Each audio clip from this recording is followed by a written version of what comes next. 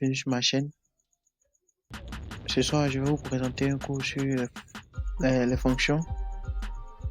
Et pour suivre ce cours, il faut d'abord être un élève de terminale D ou C.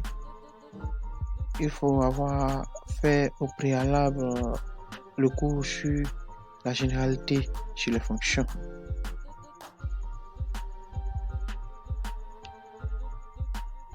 Quels sont les objectifs? Les objectifs de ce cours sont connaître une fonction, savoir déterminer l'ensemble des définitions d'une fonction, démontrer, déterminer la bijection d'une fonction, savoir déterminer l'asymptote à une fonction.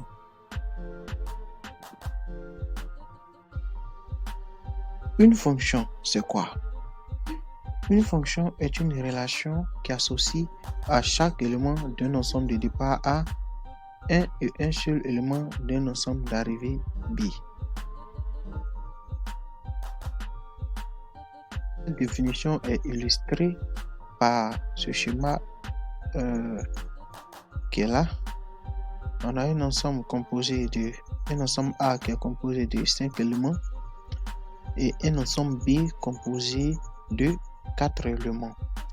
On voit ici clairement que chaque élément de l'ensemble B a au moins un élément dans l'ensemble de départ qu'on a noté A.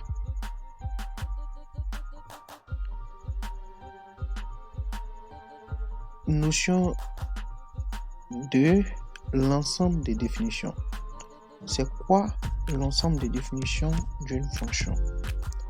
L'ensemble des définitions d'une fonction notée D de F est un ensemble d'éléments appartenant à l'ensemble des départs de la fonction qui ont une correspondance dans l'ensemble d'arrivée de la fonction. Donc, il peut y avoir des éléments dans l'ensemble des départs qui n'ont pas de correspondance dans l'ensemble d'arrivée. En ce moment, ces éléments-là ne sont pas dans notre domaine de définition qu'on appelle ensemble des définitions. Ici, il faut noter que les éléments de l'ensemble des départs sont appelés antécédents. Les éléments de l'ensemble d'arrivée sont appelés images. On va passer maintenant à l'injection, surjection, bijection. Ici, il faut voir la notion de fonction injective, fonction surjective, fonction bijective. C'est quoi une fonction injective? On nous a toujours dit qu'une fonction injective est une fonction qui, à chaque élément de l'ensemble d'arrivée, est associé au plus un élément de l'ensemble de départ. Autrement, c'est une fonction qui est telle que chaque image a au plus un antécédent. Voici un schéma qui illustre une fonction injective. Dans l'ensemble de départ qu'on appelle toujours A, on a 3 éléments. Et dans l'ensemble d'arrivée, on a 4 éléments. Et on voit clairement ici que chaque élément de l'ensemble d'arrivée a au plus ou n'a pas d'antécédent. A au plus 1 ou n'a pas d'antécédent. Donc, cette figure illustre clairement la notion de fonction injective. Une fonction surjective, c'est quoi? Une fonction est surjective si à chaque élément de l'ensemble d'arrivée est associé au moins un élément de l'ensemble de départ. Comme illustration, on a cette figure ci-dessous qui, à chaque élément de l'ensemble B, est associé un ou deux éléments de l'ensemble A. Ici, notre ensemble B, c'est l'ensemble d'arrivée et notre ensemble A, c'est l'ensemble de départ. Une fonction est bijective si à chaque élément de l'ensemble d'arrivée est associé un et un seul élément de l'ensemble de départ. Le schéma ci-dessous nous montre un peu, illustre en fait ce que nous avons dit en haut. Ici, on remarque bien que chaque élément de l'ensemble d'arrivée est associé un et un seul élément de l'ensemble de départ.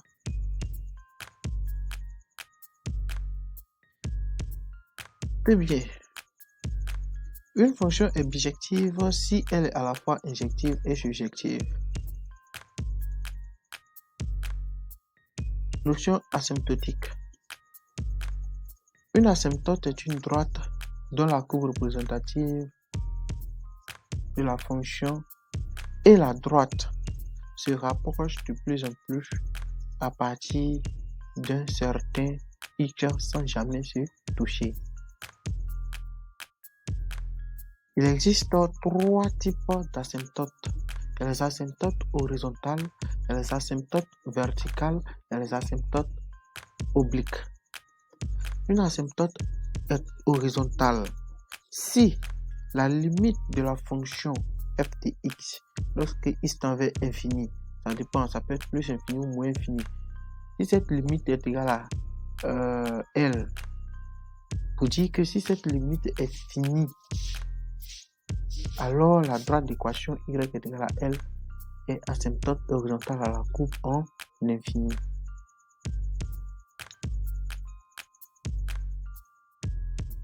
Asymptote verticale.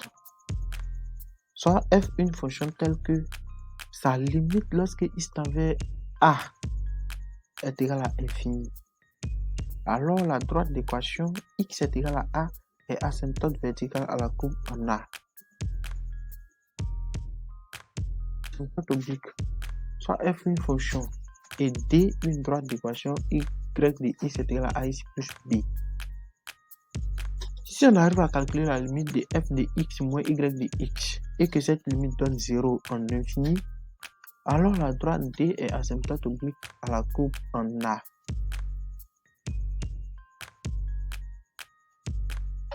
En infini, alors la droite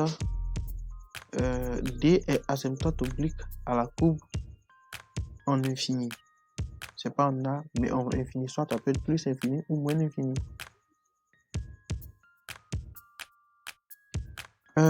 Donc voici présenté succinctement les notions que nous allons aborder dans notre exercice.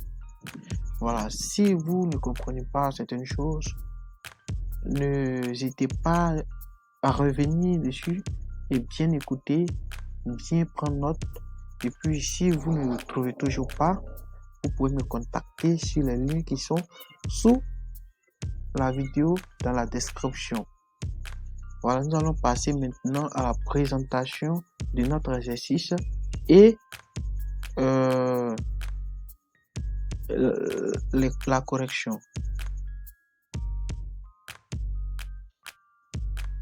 Donc dans cette partie, exerçons-nous. Voilà, je vous propose un exercice à réaliser, à faire, je dirais. Soit f une fonction de moins 5 à plus infini vers R définie par f de x est égal à 2x moins 3 sur x plus 5. La première question, c'est d'étudier les variations de f puis dresser son tableau de variations. La deuxième, montrer que f réalise une bijection de l'intervalle moins 5 à plus infini sur un intervalle k à déterminer. La troisième question est de déterminer l'ensemble de la bijection réciproque f-1. Voilà, c'est la bijection réciproque f-1. Ça a été mal tapé. La quatrième, justifier que la droite d'équation x égale à moins 5 est une asymptote verticale à la courbe CF. Et la cinquième, la toute dernière, justifier que la droite d'équation y égale à 2 est une asymptote verticale à la courbe CEF. Voilà, donc exercez-vous sur cet exercice et lorsque vous rencontrez des difficultés, n'hésitez pas à laisser en commentaire vos difficultés et vous pouvez aussi me joindre sur les différents liens qui apparaissent dans la description ou encore vous pouvez m'appeler directement sur mon numéro qui apparaît aussi dans la description. C'est aussi mon numéro WhatsApp. Voilà. Merci pour votre attention. Et avant de conclure, je voulais vous donner quelques conseils pour bien profiter de ce cours. D'abord, il faut regarder la première partie, je veux dire la partie théorique. Comprendre d'abord les notions qui sont expliquées là-dedans. Après avoir fait cette première étape, revenez sur l'exercice et essayez de faire question par question. Ne sautez pas d'une question à une autre, non. Mais essayez de faire ça de manière chronologique. La première question, après la première, deuxième question, après la deuxième, troisième question. Après la troisième question, la quatrième et la cinquième. Et si vous rencontrez des difficultés, ne lâchez pas. En mathématiques, on ne lâche pas. En mathématiques, il faut être audacieux. C'est-à-dire, il faut oser en fait. Il faut toujours chercher. Il faut avoir cet engouement de la recherche en fait. Parce que lorsqu'on n'a pas cet amour-là, ça ne peut pas. Donc, il faut aimer la recherche. Il faut vraiment s'asseoir, réfléchir. Lorsqu'on ne trouve pas, on ferme le cahier. On se repose dans les heures qui reviennent. On revient sur l'exercice. Et lorsqu'on ne s'en sort pas, à 3 reprises, tu peux demander de l'aide maintenant. Et quand on vient, on t'explique, tout est clair dans ta tête. Voilà, donc ce sont ces petits conseils que je voulais vous donner. Je suis disponible et ouvert à tous. Profitez bien de ce cours et on se dit à bientôt.